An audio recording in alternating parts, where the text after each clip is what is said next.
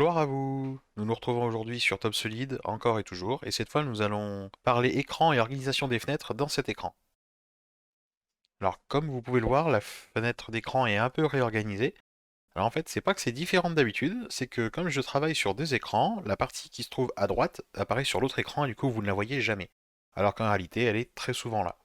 Donc ce sont des fenêtres qu'on peut faire apparaître très facilement, hein. La première, en bas, la configuration de barre d'état s'obtient via fenêtre, configuration de barre d'état, et juste en dessous, arbre détaché. Ces deux fenêtres ont leur importance, surtout quand vous commencez à naviguer entre les niveaux. Je sais que moi, la première chose que je fais quand je travaille les documents en développement et notamment sur bibliothèque, c'est comme je sais que je vais avoir beaucoup de paramètres et que je vais y faire appel très souvent dans la partie conception, clic droit, onglet, détacher, rattacher, et vous voyez, ça m'envoie le niveau, enfin l'onglet des entités ici.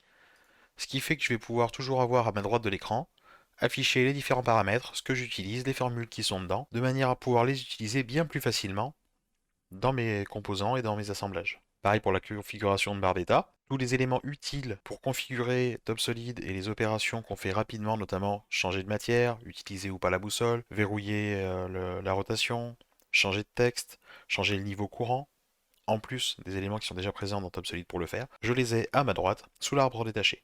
Donc je me suis organisé de cette manière, hein. C'est un peu comme mon placement de la barre alpha en haut, pour être sûr de ne rien rater de ce que pourrait me dire TopSolid. C'est du confort personnel.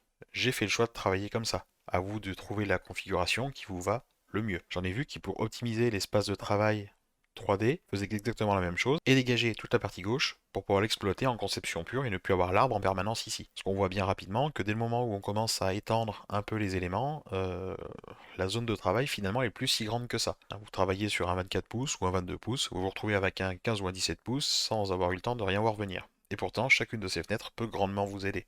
Dans une de nos dernières vidéos, j'ai beaucoup insisté sur les types de pièces et le fait que les utiliser intelligemment dans la bibliothèque pouvait vous aider à gagner du temps sur les filtres multicritères et optimiser votre travail. Ce n'est pas le seul cas d'emploi. Par exemple, encore une fois, dans clic droit onglet à partir de l'arbre, on peut ajouter un onglet qui s'appelle visualisation. On voit qu'ici, en utilisant cet élément, il me fait apparaître un certain nombre de filtres que je vais pouvoir utiliser, qui vont me permettre de cacher rapidement certains éléments. Par exemple, la dernière fois, l'exemple, me semble, c'était sur les façades.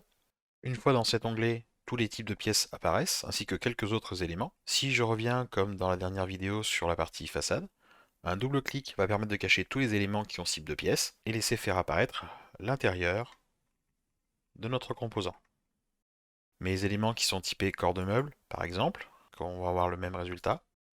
Là, on peut donc cacher nos façades. De cette façon, je peux même cacher la quincaillerie des tiroirs. Par exemple, les côtés acier du Legra Box ainsi que les coulisses. Si je vais chercher tout ce que j'ai identifié comme quincaillerie coulissant, un double clic, et tout est caché, il ne reste plus que le dossier et le fond.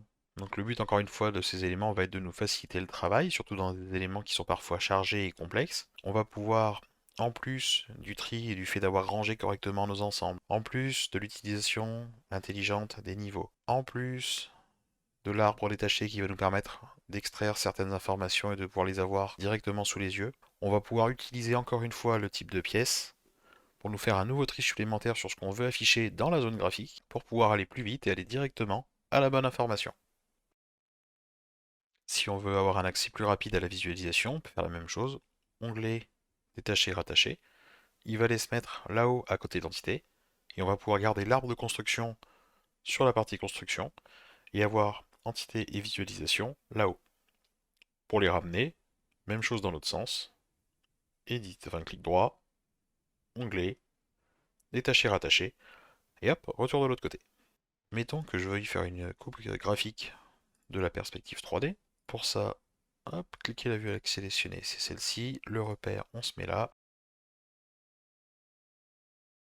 Voilà, je vais me placer environ à moitié. Je vais regarder à l'intérieur de mon meuble en permanence pour voir ce que j'y fais dans les autres éléments. On peut voir que sur les autres vues, rien n'a bougé. Une fois que je me suis mis dans cette configuration, je peux voir tout ce qui se passe à l'intérieur. Donc c'est très bien, machin, si j'en suis content. Je m'arrête là et je retourne faire mes modifications. Donc souvent, je quitte la coupe graphique, je fais les modifs et parfois je souhaite le revoir. À chaque fois, je repasse par coupe graphique. Ou alors, onglet présentation, clic droit ici, ajouter une présentation. Ok. Ici apparaît une ligne. Et maintenant,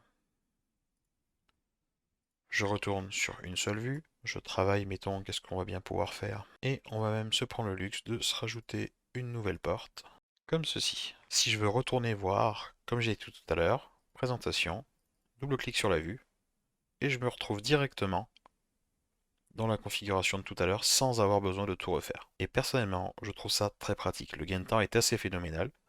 Donc une fois qu'on a enregistré deux trois vues pertinentes dans les présentations, il suffit de les rappeler et on se retrouve tout de suite avec la bonne vue, la bonne perspective et ce qu'on veut voir à l'intérieur. Je vous invite à aller dans l'aide, à la page présentation, la première que vous trouvez, vous double-cliquez, le fonctionnement vous est sommairement décrit, et ensuite il vous indique les informations qui sont mémorisées pour les prises de vue. Et bien voilà qui en termine pour cette partie sur cette mise en bouche concernant l'organisation de l'écran et des différentes fenêtres de TopSolid. Il y en a encore quelques autres qui sont à peaufiner, notamment je pense aux favoris qui se règlent dans Outils Options et qu'on peut retrouver juste ici à l'écran. Il y a d'autres choses qui peuvent être paramétrées et je vous invite vraiment à vous pencher dessus. Ça peut vous apporter beaucoup d'avoir une organisation cohérente dans vos dossiers qui vous permet d'avoir toutes les informations pertinentes au premier coup d'œil lorsque vous en avez besoin. Cela vous fera gagner énormément de temps. Amusez-vous bien, bonne journée!